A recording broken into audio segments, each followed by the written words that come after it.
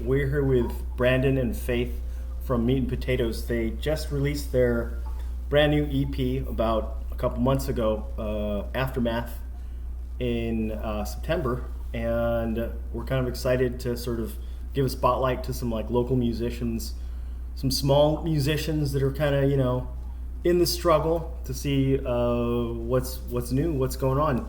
Welcome, guys. Yo, what's good, Um, bro? yeah, so I guess the first question is like, aftermath. It's just kind of like nice pun.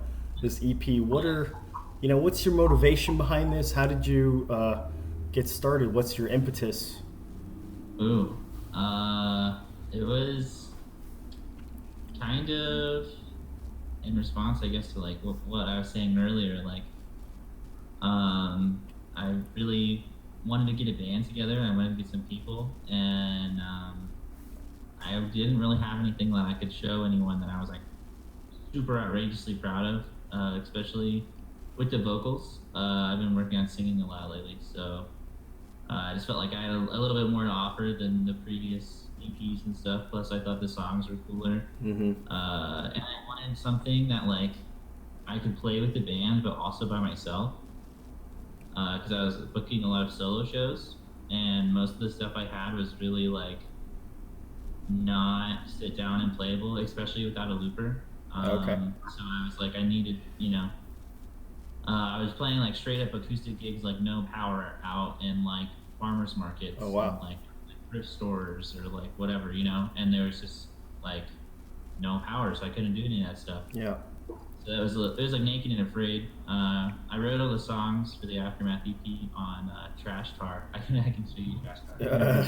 Okay. Office guitar from a thrift store is the best thing ever. Oh wow. Oh, that's like truly the the I guess the way that musicians do it, right? They. Oh my It god. I Look don't at know, that. it's not it's not crappy. You haven't tuned it, but Oh yeah. it's Oh, like nice. Oh, it's like a nylon string, like classical. yeah, but it's not pretty. Yeah, like it buzzes and it just has all these problems and yeah, there's Yeah, that's I don't know, that's where that starts. Like I think like Nirvana recorded Polly on some like old detuned guitar that they found, and they didn't know yeah, where it came from. So you never know. Maybe this is it. Um, yeah. okay, It's cool. more just the mascot.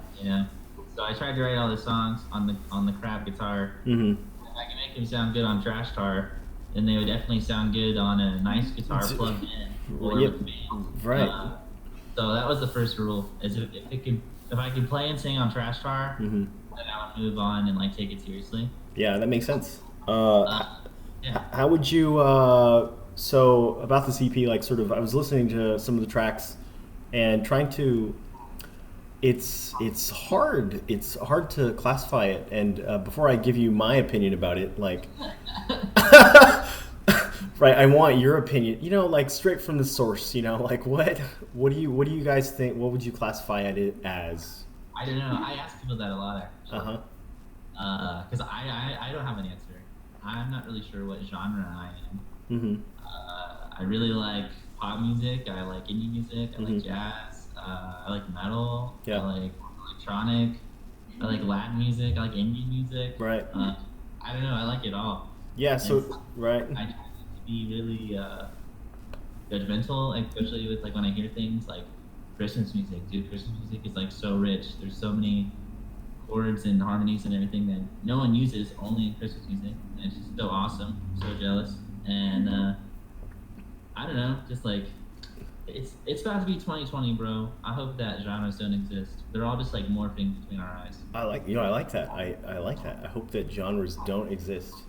I don't remember the interview, but like My, some. okay, my argument is because everyone's just coming up with these dumbass names now. I was gonna say it sounds like shoegaze, which is a dumbass Yeah. name. Yeah, like something or like like there's just all these like you're just like blending words together now to like try to like explain what you are, which is fine. I mean, it's cool, it's funny, and it's unique, but it's like, uh, you know, there's so many people who easily fit into at least 2 genres, if not 4. Right.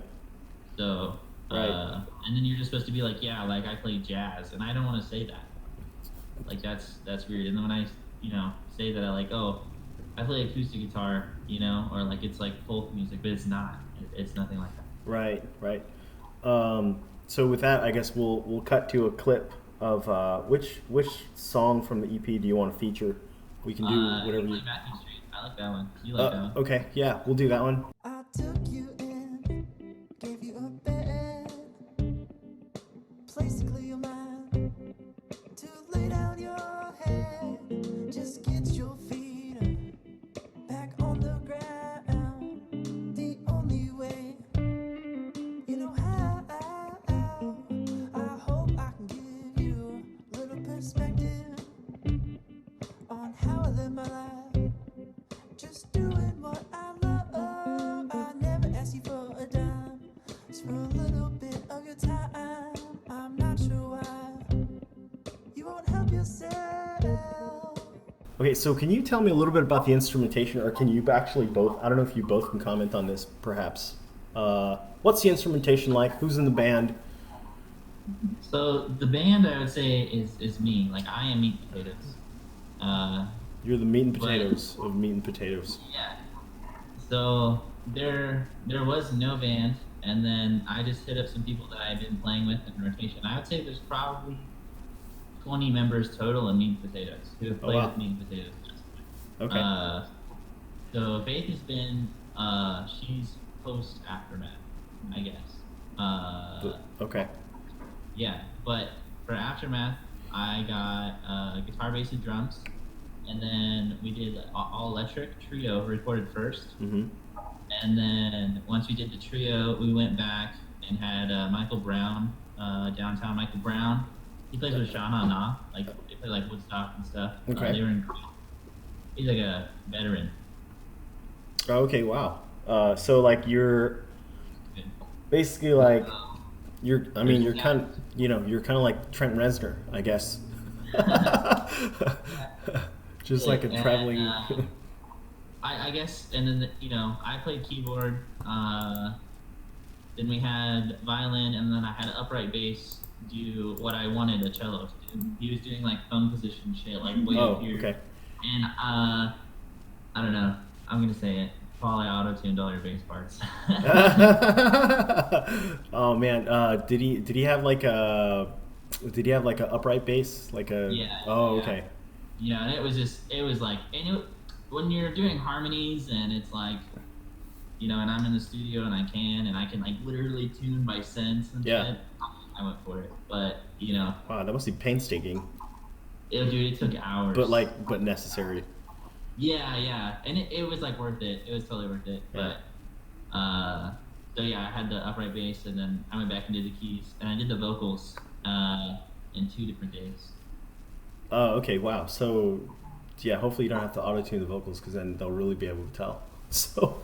Oh, I totally did. No shame. Oh, okay. Yeah. I did it on manual, bro. I opened it up, and I only really did like the tails of the words. Mm-hmm. And I like turned the mix on so it like doesn't like attack really fast like T-Pain. So yeah. Yeah, I noticed there were some cool edits on like St. Matthews that were like some like pitch truncations like in the middle of a phrase, and it struck me as like sort of an artistic choice, and I liked it. I don't know if that was on purpose. Sometimes it's not. Everything was definitely on purpose. Okay. This one. Cool. We sat there and messed with everything for hours and hours and hours. Oh, okay. And Mike Kwiatek, he was the producer and the engineer for the record, and we actually mastered it with a program called Aria. Mm-hmm. And that thing can do wonders for $50. That takes me like days. Wow. And it does like minutes. Okay. And it makes your mixes so fat, dude. I don't understand. I mean, once we got it back from Aria, then we touched it up, but it was like the Aria really made it to me. You mean fat like like the sort of like loudness war compression kind of recording, Or what but do you mean by not that? compressed to the point to where it just sounds like you can't hear anything and really like dead. It's just like it just makes it warm and like big. Yeah. And not like and really clear sounding. Yeah, crisp. Yeah, I noticed. I noticed, for example, when Soundgarden had their old recordings from like '94, right? With that recording technology, and then their like 2016, their new CD when they got back together, it's like it's night and day. You can hear the difference in the recording technology and the recording quality. Whether For that's sure. better or worse, we can argue about that. All the quality really comes from Mike. Yeah. He just totally kills it. He's like hand soldering the Yeah. preamps, and he has $1,000 microphones. Right. Like very, very nice interfaces, like things I don't have. Yeah, no, and I think we're really fortunate to be able to. It's really fortunate to have people that love doing the video editing and the audio editing without the actual performance, because I don't know about you, but I just want to play and like like I don't want to like spend all this time in post, but there are people that love the craft of that, which is really fortunate, right? What's the so Colorado, right? You're stuck in the middle of the United States. Yeah. I don't know, like I think I've been to Denver, but like There's nowhere to park there. what right? What's it like? I mean, yeah, there's a bunch of trees there. If you go from like Denver to like Buena Vista and stuff. But what's the music scene like? Faith, I want you to just talk. How long have you been here? I feel like you have like the most Since August. August. transparent In a view of couple it. months. So but, she's got you by months. I'm originally from Kentucky, so I came here, and in Fort Collins, there's like little to nothing we can do. Okay. And I found, I'm thinking we can do a lot more in Denver. There's a lot more bars that'll just let you play. Like up here, they're like, sure, you can play, but like we won't pay you, or Sure. they'll just be like, Yeah. no, we don't do live music at all. Oh, I see. Like in Fort Collins, it's not really big. So not in Fort Collins, but definitely in Denver. For sure. We went through it before this, and earlier this morning we're talking just like how many places are even left. On Tuesday, I'm interviewing the lady from the Forge, where I play like every month, Mm-hmm. and they just give me the whole night and let me do whatever I want, which Yeah. is really awesome. Yeah. But it's like last time I had 4 people and I only made $160 for 4 hours, Yeah. and like that's not very good, and that's the most I've ever made there. Like I've definitely made less. But they are one of like the 4 places that still do live music. That Oh, isn't wow. like a ticketed venue. That You're talking about in Fort Collins? Yeah. Okay. There's Pinball Jones. There's the Forge. I guess there's the Colorado Room. Uh-huh. Yeah, there's not a lot though. There's the Crown Pub, but they only do music on Sundays. Right. And it's like some old man's gig. Right. There's 2 places to play jazz, but it's also the same scenario where it's just some old man's gig, and you have to like play standards with him. Oh yeah, that's not fun. I mean, it could be fun if you. I would be into it if I got paid. Oh well, yeah. In which case, like, who would do that? Like, I don't. I mean. But it's not like I could go there and play meat and potatoes. Yeah. Oh, I see. So like, so you would say that it depends on the gig, it depends on the venue, whether or not you get paid. And what about? Because I noticed you this past month you've had like a full schedule. Like, just I saw it's like you're gigging like 5 nights a week, 6 nights a week, and I'm really impressed. But are most of those gigs in Fort Collins, or are they also in? It's got to be in Denver, right? Maybe 3 times if I'm lucky a month. Oh wow, okay, yeah, because you Yeah. got to book those way in advance too, maybe. Faith has like school concerts, which is like Oh, okay. right down the road or whatever. So there's more opportunities for Yeah, but even academia. then, like I don't even I play for a symphony orchestra, but I play in Longmont. Like I don't even play in Fort Collins at all. I play like an okay. hour away Wow, from here. wow. Yeah. So you guys are definitely trying to save money on gas. I'll definitely Yeah. point me to your GoFundMe. Gas in the whole state is like right on the corner Yeah. of like Yeah. over here. I've googled that shit. It's like literally 20 or 30 cents cheaper. Okay, Right. the other day we were in Glenwood Springs. Okay, Mhm. we drove back in the middle of the snowstorm. Like it was a straight blizzard, like 3-4 hours. Uh-huh.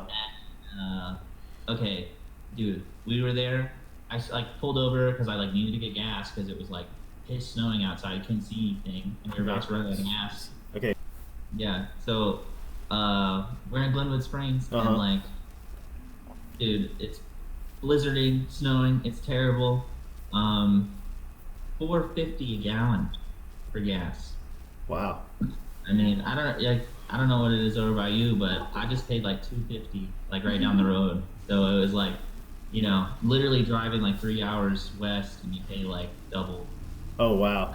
Yeah. I mean, in California, everything's super expensive, so it's sort of like a whole different world. Especially, man, I'm in the Bay, man. It's really nuts.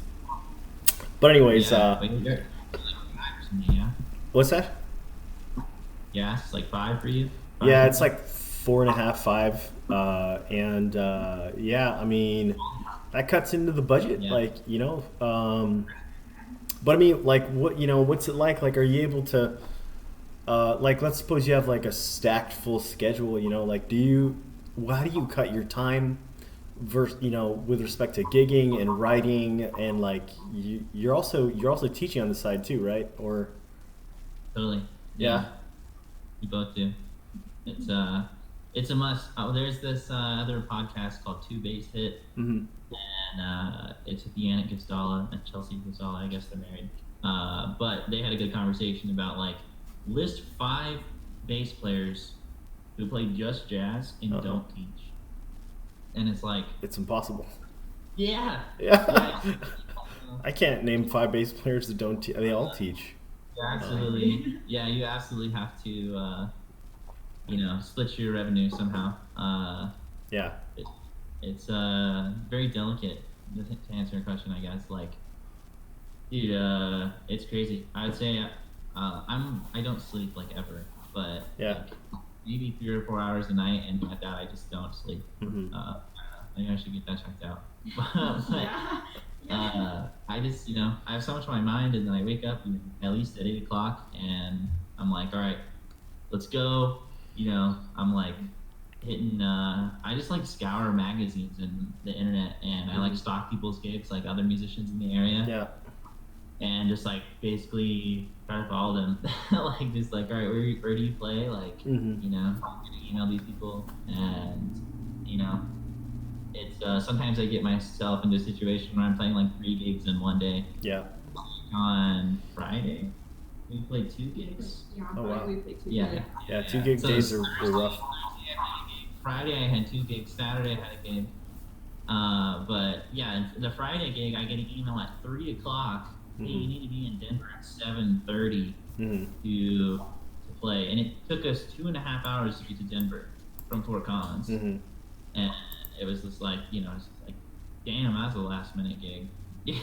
Like it was like rushing it, really like.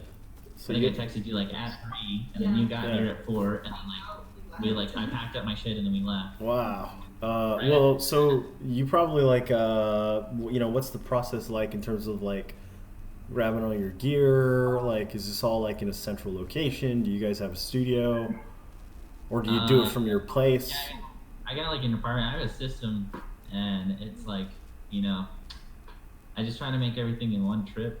So Good luck.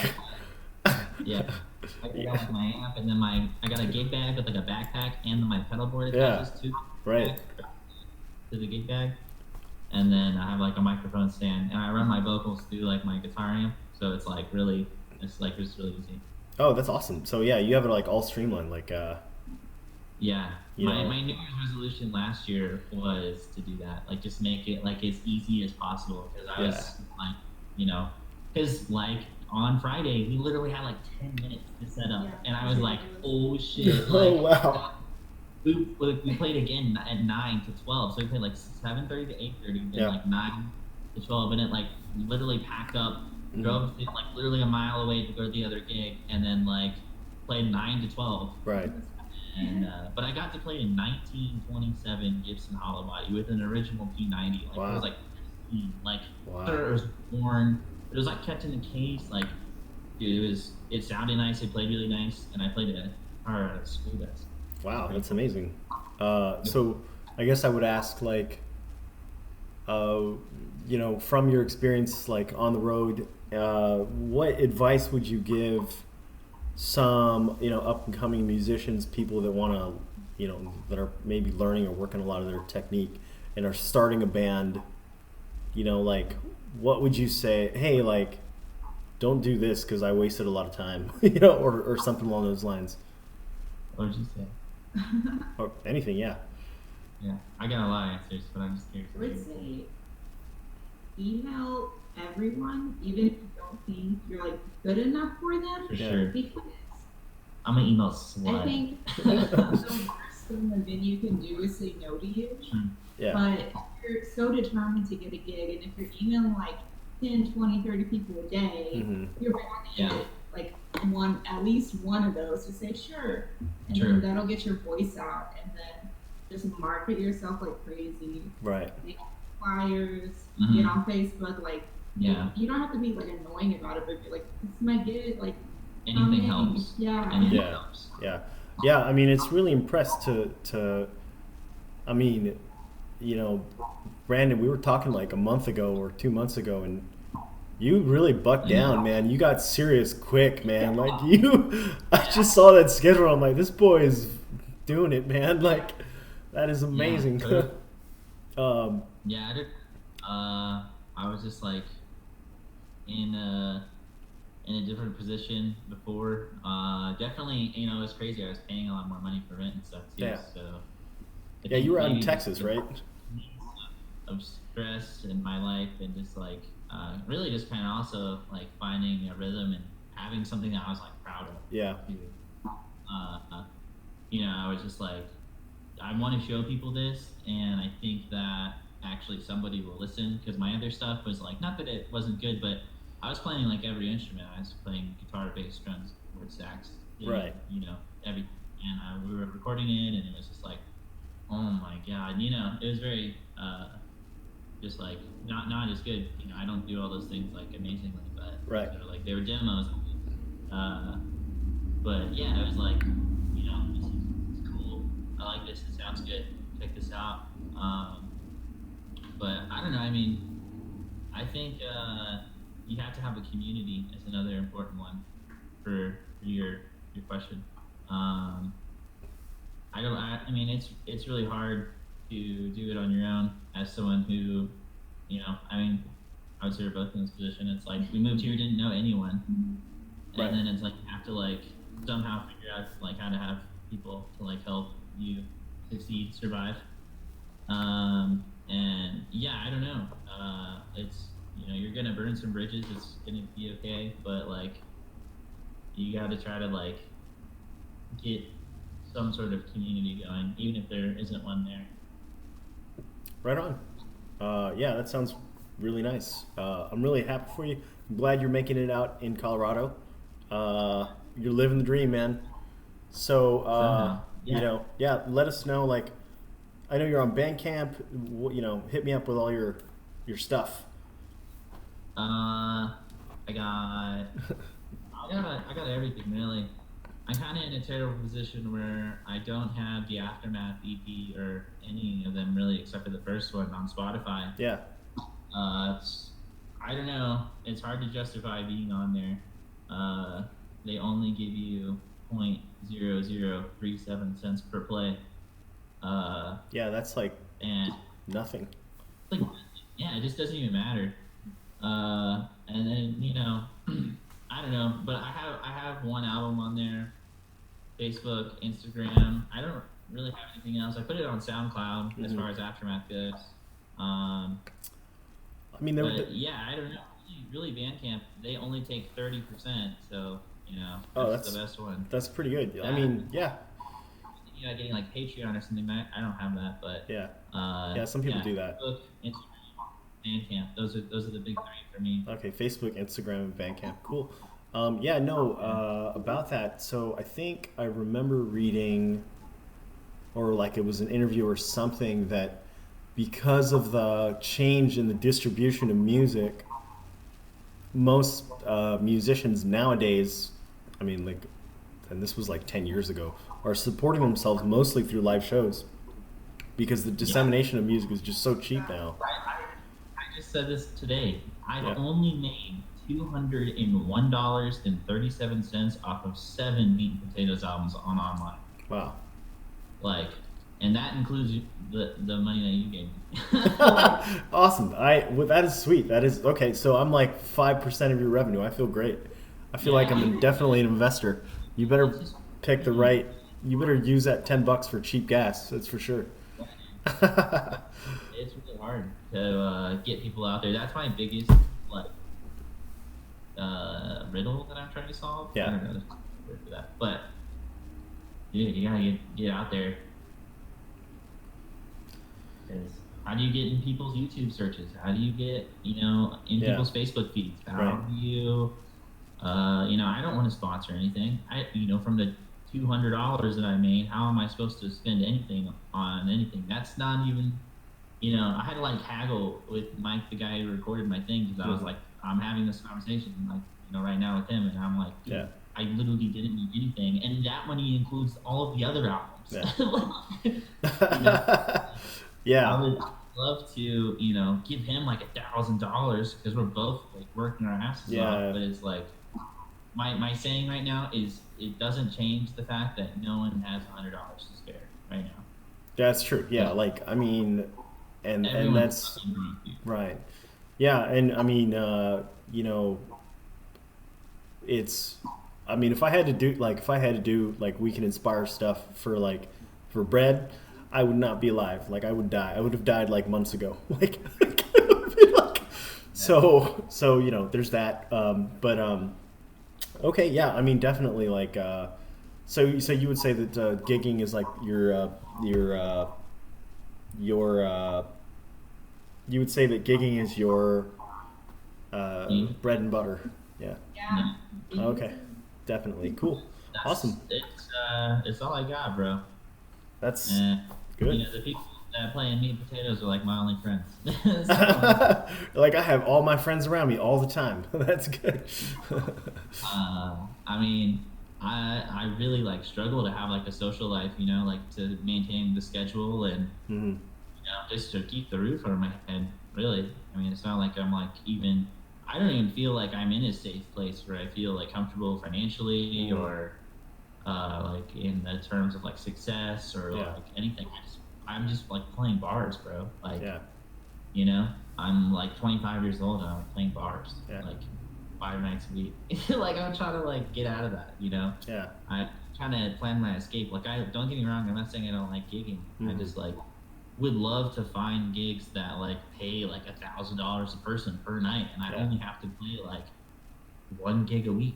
Yeah, no, yeah, definitely. I mean, you got to get a lot of people through the door to be able to generate that kind of revenue. So it's and I'm really not like, a guitar seller yeah, because neither of us are from here, and I don't go to school, and I don't have a day job. Guitar is my job. This is it. Like, I literally, and I'm doing this a lot, like where I'm just like going to interviews, and I'm like, on Friday there's somebody from the LA Times who interviewed me. They were just like at a gig. They were like, hey, thanks for playing. Like, music's really tight.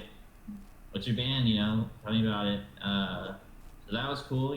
Like, I got Northern Colorado Magazine. You're doing this thing. Tuesday I'm doing another thing.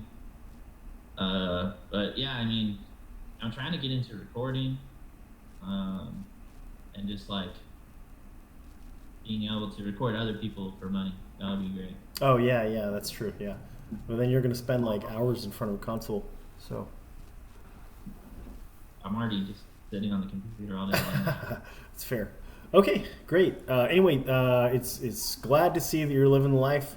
Thanks for giving us an insight on kind of what the life is like, because I don't think a lot of people realize, like, from the ground floor, like what it's actually like to be able to live and try to make a living off of this stuff, and sort of good to like sort of put a reality into that. So yeah. Anyway, it's awesome. You guys have your new EP out on Bandcamp. check it out. Meat and Potatoes, the Aftermath. Yeah. Uh, In January, I'm gonna record an acoustic album, solo acoustic. It's gonna be centered around the greatest rock and roll tunings of all time. I don't Okay. know. I've just been like learning all these cheesy old rock songs, but and I have like a banjo tuning.